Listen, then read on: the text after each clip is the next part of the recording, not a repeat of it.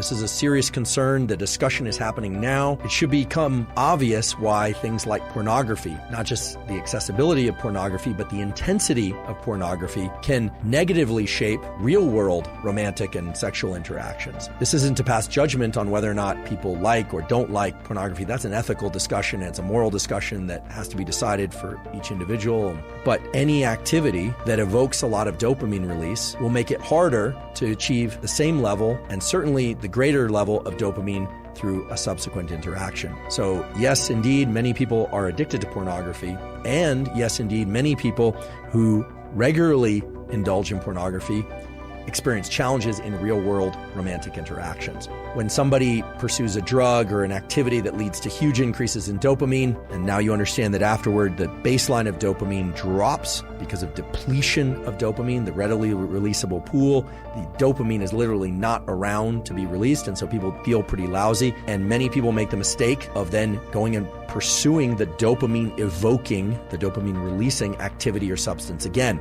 thinking mistakenly that it's going to bring up their baseline, it's going to give them that peak again. Not only does it not give them a peak, their baseline gets lower and lower because they're depleting dopamine more and more and more. And we've seen this over and over again. When people get addicted to something, then they're not achieving much pleasure at all. You even see this with video games. People will play a video game, they love it, it's super exciting to them, and then they'll keep playing and playing and playing. And first of all, addiction is a progressive narrowing of the things that bring you pleasure. So oftentimes what will happen is the person only has excitement and can achieve dopamine release to the same extent doing that behavior and not other behaviors. And so they start losing interest in school, they start losing interest in relationships, they start losing interest in fitness and well-being. And eventually what typically happens is they will stop getting dopamine release from that activity as well.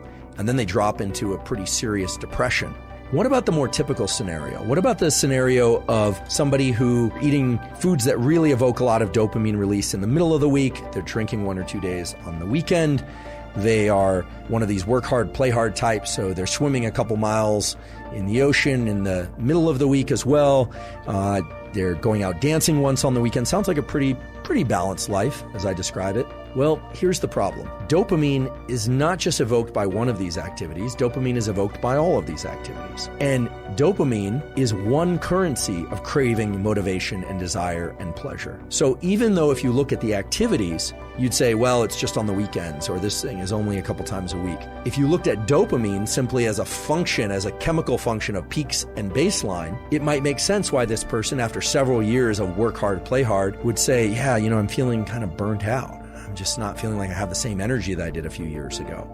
And of course, there are age-related reasons why people can experience drops in energy, but oftentimes what's happening is not some sort of depletion in cellular metabolism that's related to aging. What's happening is they're spiking their dopamine through so many different activities throughout the week that their baseline is progressively dropping. And in this case, it can be very subtle. It can be very, very subtle, and that's actually a very sinister function of dopamine, we could say, which is that it can often drop in imperceptible ways, but then once it reaches a threshold of low dopamine, you just feel like, we can't really get pleasure from anything anymore. What used to work doesn't work anymore. So it starts to look a lot like the more severe addictions or the more acute addictions. We all should engage in activities that we enjoy. I certainly do. Everybody should. A huge part of life is pursuing activities and things that we enjoy. The key thing is to understand this relationship between the peaks and the baseline and to understand how they influence one another. Because once you do that, you can start to make really good choices in the short run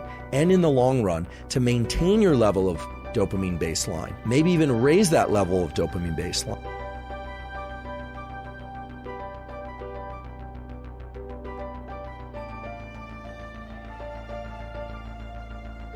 From 1998 to 2000, Huberman worked in the laboratory of Irving Zucker, as well as working with Marc Breedlove, at University of California, Berkeley, as part of a team that defined how early androgen exposure impacts development, and he performed the first experiments defining the structure of binocular visual pathways that set the circadian clock in the hypothalamus.